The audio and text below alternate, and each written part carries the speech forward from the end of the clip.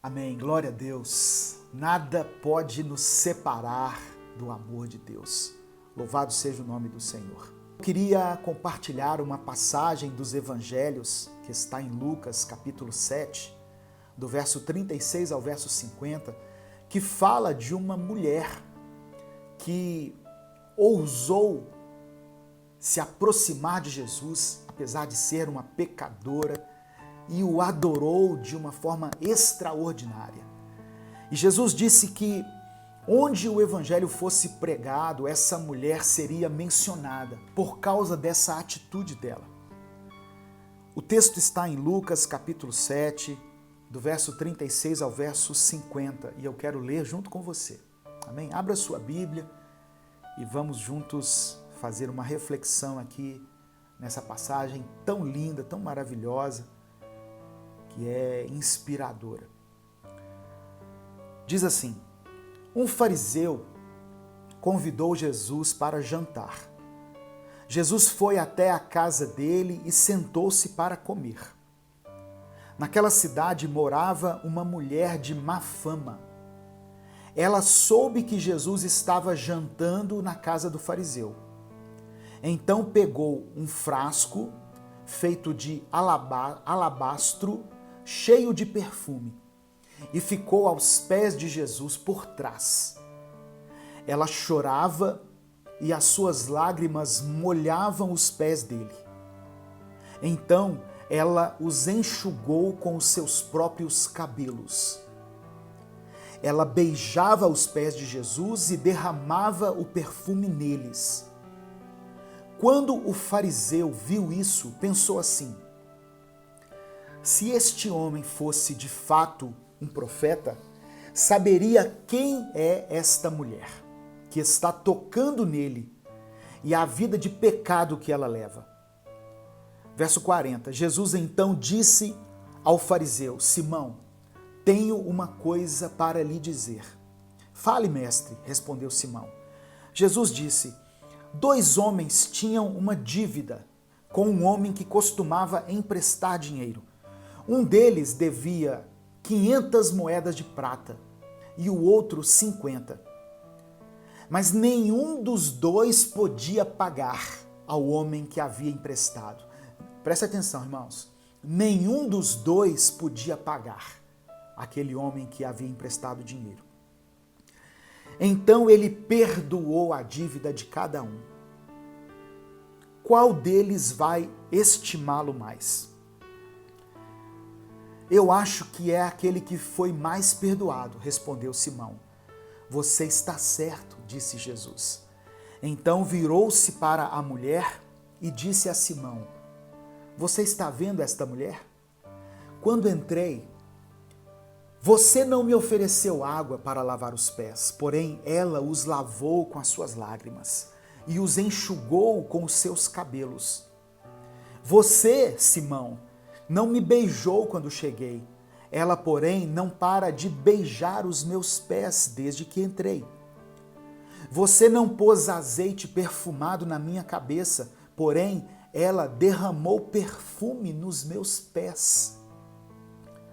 Eu afirmo a você, então, que o grande amor que ela mostrou prova que os seus muitos pecados já foram perdoados.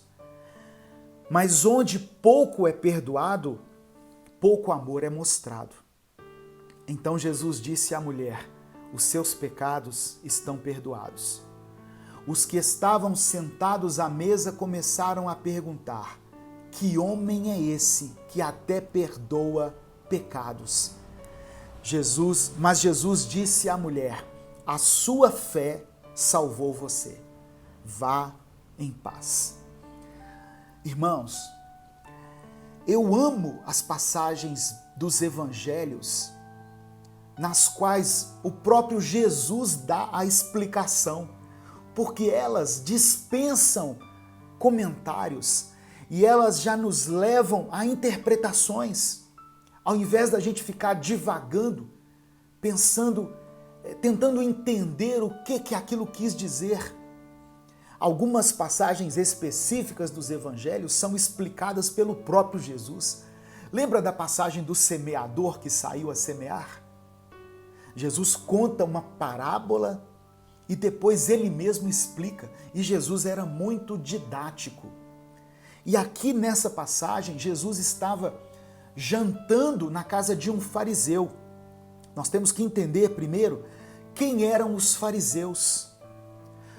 Os fariseus eram uma seita que havia em Israel, que era composta por pessoas que tinham uma fama de moralidade extrema. Os fariseus eram pessoas que guardavam a lei, que observavam a lei. Eles eram rigorosos cumpridores da lei. Eles davam os dízimos de forma assim muito correta. Eles iam no templo todos os dias. Eles eram retos, eram extremistas aos seus próprios olhos. Só que o problema dos fariseus é que eles achavam que eram mais santos que os outros. Parece muito com a igreja que nós conhecemos hoje, a igreja evangélica cristã que nós conhecemos hoje, que desconsidera as pessoas e se acha mais santa do que os outros. Então, Jesus estava na casa de um homem que fazia parte dessa seita chamada os fariseus. A cultura judaica, naquela época, tinha por costume saudar todo convidado com uma bacia de água e um pano. As pessoas que chegavam na casa de alguém eram saudadas, eram recebidas com uma bacia de água e um pano para lavar o pó dos pés das pessoas, porque não tinha estradas pavimentadas naquela época. Então, quando você andava por Jerusalém ou pelas cidades, né, aqui os estudiosos acreditam que Jesus estava na cidade de Naim, aquela cidade onde ele fez um milagre, né, da ressurreição. Lembra da viúva de Naim? Pois é, ele estava aqui nessa cidade. Então, era comum receber os visitantes com uma bacia de água e um pano. E o convidado também era saudado com um beijo de cada lado do rosto. E a seguir ele recebia óleo para ungir os seus cabelos, porque geralmente os cabelos estavam empoeirados e precisavam ser hidratados. Então Jesus estava nesse contexto. Só que ali na casa daquele fariseu, ele não foi recebido dessa forma. Ele não foi recebido dessa maneira. Uma coisa que me chama aqui atenção é que Jesus, ele não se importa de entrar na casa dos fariseus. Jesus não se importa de estar na presença dos religiosos. Embora a gente possa concluir, né, através de estudos, que aquele fariseu ele só queria aparecer, porque a presença de Jesus numa casa chamava a atenção. Aquele fariseu ele queria curtidas, ele queria aparecer para as pessoas, ele queria ostentar um culto com uma celebridade que era Jesus naquela época, porque Jesus já tinha vários seguidores. Milhares de pessoas já conheciam Jesus, já tinham presenciado seus milagres. Portanto, onde Jesus parava, aquela coisa virava um evento.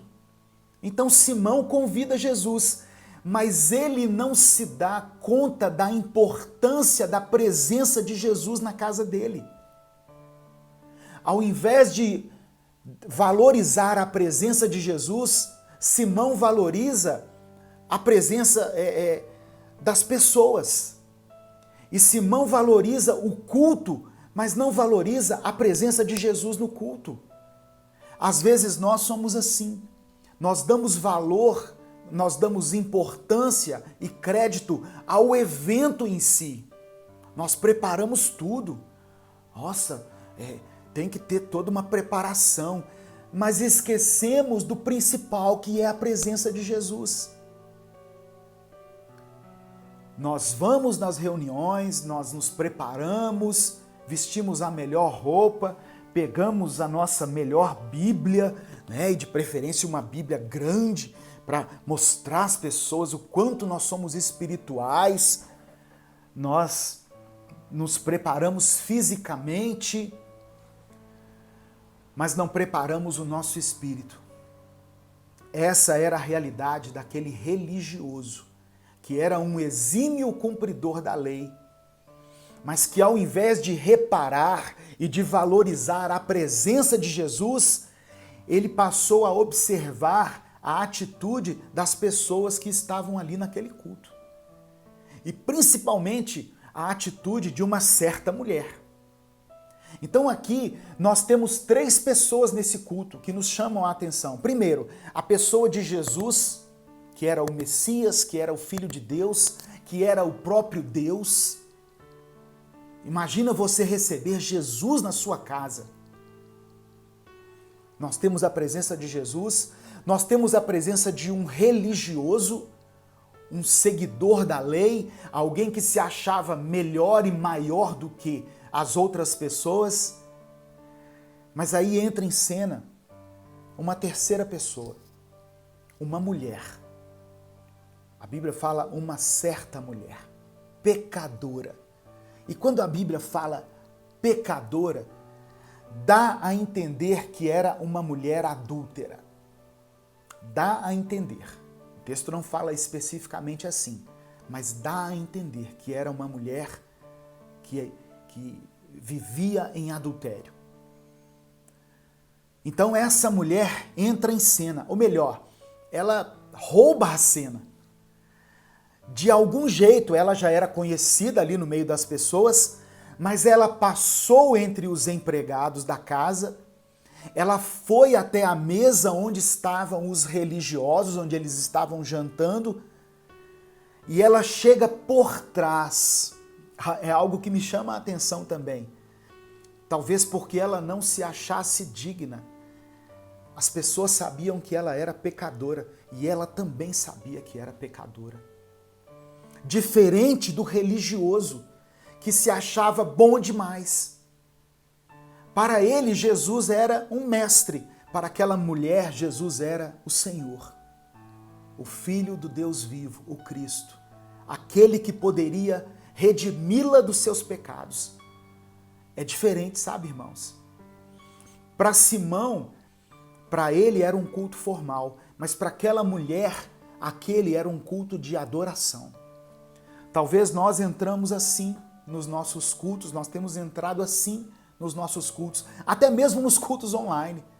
É mais um culto formal. Nós precisamos transformar o nosso culto em um momento de adoração. Eu imagino que o religioso Simão e aquelas pessoas religiosas que estavam ali ficaram perplexas quando viram aquela cena. Ficaram ali paralisados com aquilo, porque eles reconheceram aquela mulher e um deve ter cutucado o outro dizendo: peraí, essa aí não é aquela pecadora? Irmãos, essa passagem me leva a refletir o quanto a igreja afasta o pecador da presença de Deus, sabe? Nós deixamos de abrir as portas para aqueles que estão levando uma vida de pecado, mas que querem se encontrar com Deus, porque nós nos consideramos um povo separado. Nós somos sim um povo separado, mas temos que nos lembrar de onde o Senhor nos resgatou.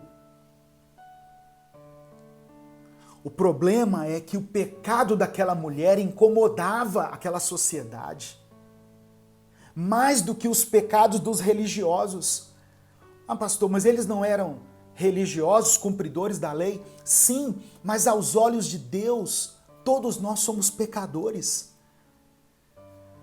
O apóstolo Paulo escreveu em Romanos capítulo 3, verso 23, que todos pecaram e destituídos estão da glória de Deus.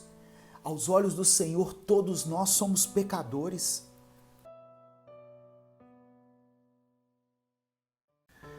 Eu não sou contra a revelação que acontece em muitas igrejas, que é uma característica, um dom que Deus deu a muitas pessoas, a revelação.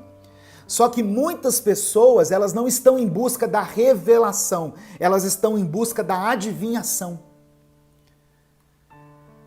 Levítico capítulo 19, verso 31 diz assim: não procurem a ajuda dos que invocam os espíritos dos mortos e dos que adivinham o futuro.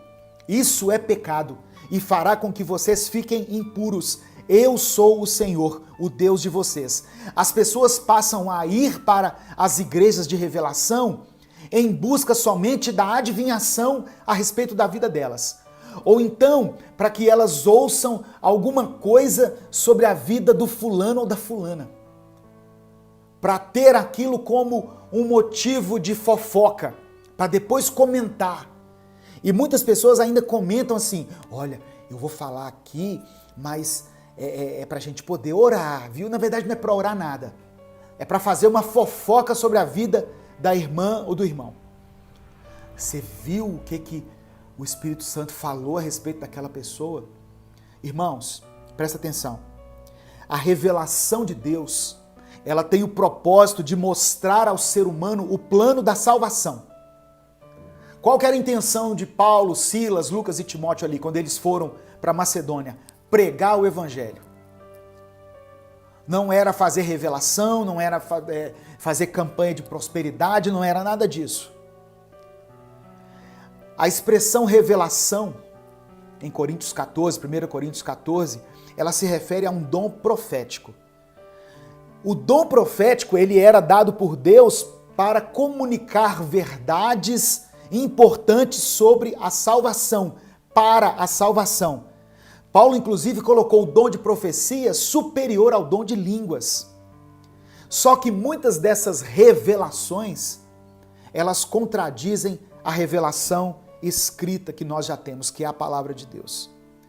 Então, o que eu quero dizer é o seguinte: quando Deus revelava algo aos profetas, não era com o intuito de envergonhar a pessoa publicamente. E muitas vezes é isso que nós vemos. A pessoa vai ali na igreja, aí o profeta aponta para ela, fala alguma coisa ali da vida dela que era desnecessário que a igreja soubesse, e aquilo traz constrangimento, traz uma vergonha que era desnecessária. E o que isso contribui para o reino de Deus? Nada. Muitas vezes isso afasta as pessoas, causa uma repulsa das pessoas em relação ao evangelho, em relação às nossas igrejas. Então, nós temos que observar muito essas coisas. Nós estamos atrás da revelação ou da adivinhação? E em que essa revelação tem contribuído para o nosso crescimento espiritual? Nós estamos indo atrás da revelação como as pessoas vão atrás das cartomantes, dos adivinhos, dos médiuns, daqueles que leem as mãos, dos horóscopos. É isso que nós estamos fazendo. Então é isso que Deus me alertou em relação a essa palavra. Nós queremos um atalho, né, para saber o dia de amanhã, para saber como será o dia de amanhã, para saber o que está acontecendo na nossa vida, mas nós temos o Espírito Santo dentro de nós. E aquilo que é preciso revelar, o Espírito Santo nos revela. Ou então ele usa alguém que vai falar com você, mas talvez vai falar de uma forma particular, talvez vai falar de uma forma que somente você vai entender, porque a intenção não é constranger e não é envergonhar. Amém? E outra coisa, o dom de profecia, seguindo o padrão bíblico, ele não era usado para ganhar dinheiro. E muitas vezes o que nós temos visto é isso. Pessoas usando o dom de profecia que Deus deu a ele, e eu não duvido que Deus é que tenha te dado, mas para ganhar dinheiro. E aí vai naqueles cultos, no final do culto faz aquela fila de pessoas procurando uma revelação, uma adivinhação. Mas a verdadeira intenção é para que houvesse ali uma arrecadação. É isso que estava acontecendo. Amém? Então eu sei que é uma palavra dura. Eu não estou falando de nenhuma igreja específica, mas se você conhece igrejas assim, tem frequentado igrejas assim. Hoje o Espírito Santo está abrindo seus olhos em relação a essas coisas. Tá? Ah, pastor, mas muitas vezes eles acertam as coisas. Sim, eu sei que acerta. Às vezes, acontece o que é o chamado charlatanismo, né? Através de um membro da igreja, que seja um parente do visitante, o revelador pesquisa a vida da pessoa e descobre sobre algo que ela está passando, sabe? E quando ela relata essa revelação na igreja, a pessoa acredita, puxa vida, é Deus falando comigo. Não, na verdade a pessoa estava sabendo ali um pouquinho da sua vida e seguiu um princípio lógico ali e acertou na mosca. Então, muitas vezes é isso que acontece, sabe? E em outras ocasiões também, o pregador, a pessoa que está lá no púlpito, ele faz algumas afirmações de forma generalizada e que, com certeza, aquele que está ouvindo pensa que é uma mensagem direta para ele. Por exemplo, eu tô falando aqui num culto, irmãos, às vezes essa mensagem vai alcançar aí, não sei, 15 mil pessoas, né, aqui no YouTube. Ao vivo pode ter 500, 700, 1000 pessoas. Aí no meio da pregação eu falo assim, olha, Deus está me dizendo aqui que tem uma pessoa com dor de cabeça. Poxa, no meio de 1000 pessoas, quantas pessoas não pode estar com uma dor de cabeça? Então, Deus não está me dizendo nada, sabe? Então, essas afirmações de forma generalizada, que ficam parecendo profecias, são para enganar, para impressionar as pessoas, para que as pessoas fiquem presas ali somente nesse aspecto do Evangelho. Mas o Evangelho não é só isso. O Evangelho é essencialmente salvação. E uma salvação que vem através do arrependimento, da mudança de caráter. E quando nós temos consciência disso, tomamos posse do sacrifício de Jesus por nós. Amém? Se Deus quiser revelar algo para você, Ele vai revelar. Eu não estou dizendo que Ele não pode revelar. Mas você não pode ir para o culto, ir para a igreja, simplesmente em função dessas coisas. Porque você se tornou escravo disso.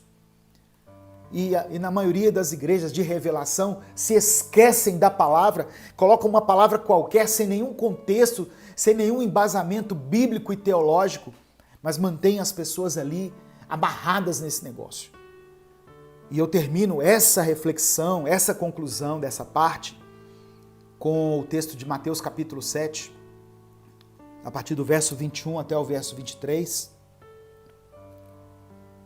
quando Jesus diz assim, olha, nem todo aquele que me diz Senhor, Senhor, entrará no reino dos céus, mas apenas aquele que faz a vontade do meu Pai que está nos céus. Muitos me dirão naquele dia, Senhor, Senhor, não profetizamos em teu nome? Em teu nome não expulsamos demônios e não realizamos muitos milagres? Então eu lhes direi claramente, nunca os conheci. Afastem-se de mim, vocês que praticam o mal. Amém?